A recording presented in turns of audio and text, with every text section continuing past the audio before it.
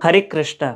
आज से पितृपक्ष शुरू हो गया है और मैं आपको हाथ जोड़ के प्रार्थना करूं कि अगर आप अपने पितरों का भला चाहते हो, पितरों को पितृलोक से भगवान के गोलोक धाम में लेके जाना चाहते हो, तो आप एक काम करो। मेरी हाथ जोड़ के प्रार्थना है, ये श्राद्ध पक्ष है, आप ब्रह्म मुहूर्त में जल्दी उठकर हमारे साथ जप करो, हरि कथा सुनो। इससे पितरों का बहुत बहुत भला होगा।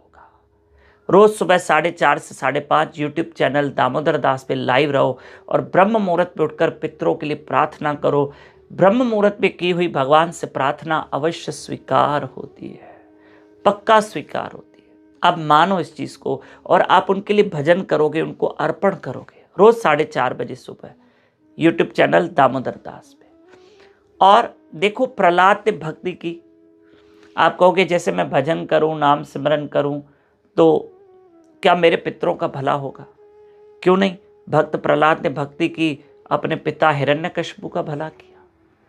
गौकर्ण महाराज ने श्रीमद् भागवत महापुराण का आयोजन किया और अपने भाई धुंधुकारी का भला किया।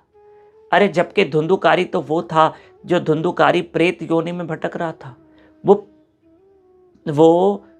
पितृ में योनि में नहीं था, वो पितृ योनि में नहीं था, वो पितृलोक पे नहीं गया था। धुंधुकारी तो जमीन पे ही था और प्रेत योनि में भटक रहा था। पर श्रीमद् भागवत महापुराण उस धुंधुकारी ने सुनी, जो प्रेत आत्मा थी, जो पाप आत्मा थी, जिसने श्रीमद् भागवत कथा सुनी, उसका भला हो गया। अरे एक कथा सुनने से धुंधुकारी का भला हो गया, तो क्या हमारे पितरों का भला नहीं होगा? ये बताओ मुझे। अवश्य अवश्य अवश्य अवश्य भला होगा। आप मानो, मैं फिर से कह रहा हूं, आप जरूर इन पितृपक्ष में दान धर्म करें, जरूर करें। वस्त्र दान करें, अन्न दान करें, जल दान करें, ताकि आपके पितरों को मिले।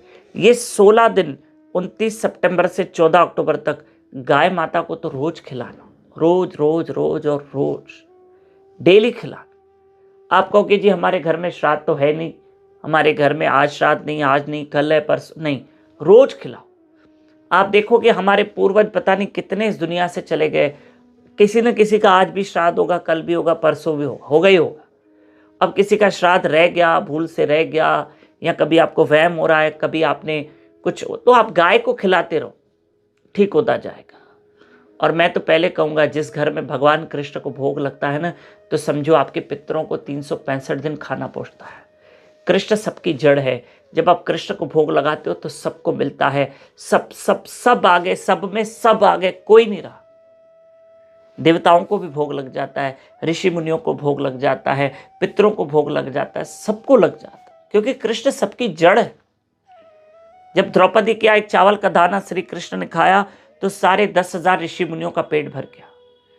मेरा कहने का तात्पर्य है कि आप पितरों के लिए जरूर कीजिए, अवश्य कीजिए, अवश्य कीजिए, अवश्य कीजिए, अवश्य कीजिए। आप ब्राह्मण कन्या खिलाइए, गौ माता को खिलाइए, जरूर खिलाइए। और दूसरा, घर में रोज भोग लगेगा ना, तो रोज 365 दिन पितरों को मिलेगा। प्लीज हाथ जोड़ के प्रार्थना है, इस पितृ पक्ष में बहुत अच्छा भजन, बहुत अच्छा नाम सिमरन, सुबह ब्रह्म मुहूर्त में उठें, श्रीमद् भागवत महापुराण का पाठ करें। 1 अक्टूबर से आपको मैं एक विशेष सूचना दूं, 1 अक्टूबर से हमारा संडे से नियम लागू हो रहा है, परसों से, कि आपको हिंदी भाषा में 4 दिन कथा मिलेगी, सोमवार, बुधवार, शुक्रवार और रविवार। और बाकी मंगलवार, गुरुवार, शनिवार, ये 3 दिन सिंधी भाषा में कथा मिलेगी। तो 7 दिन सिर्फ एक एक ही कथा मिलेगी, समझ जाओ। 4 दिन हिंदी, 3 दिन सिंधी। पक्का स्टेटस भी ऐसे ही मिलेंगे, आपको बता दिया जाएगा कैसे मिलेंगे। 2 अक्टूबर से 8 अक्टूबर तक हमारी श्रीमद् भागवत कथा गोंदिया शहर में है, शाम को 6 से 8:30 बजे। महाराष्ट्र में ये शहर गोंदिया है। 6 से 8:30 बजे फिर रोज महाप्रसाद भी है।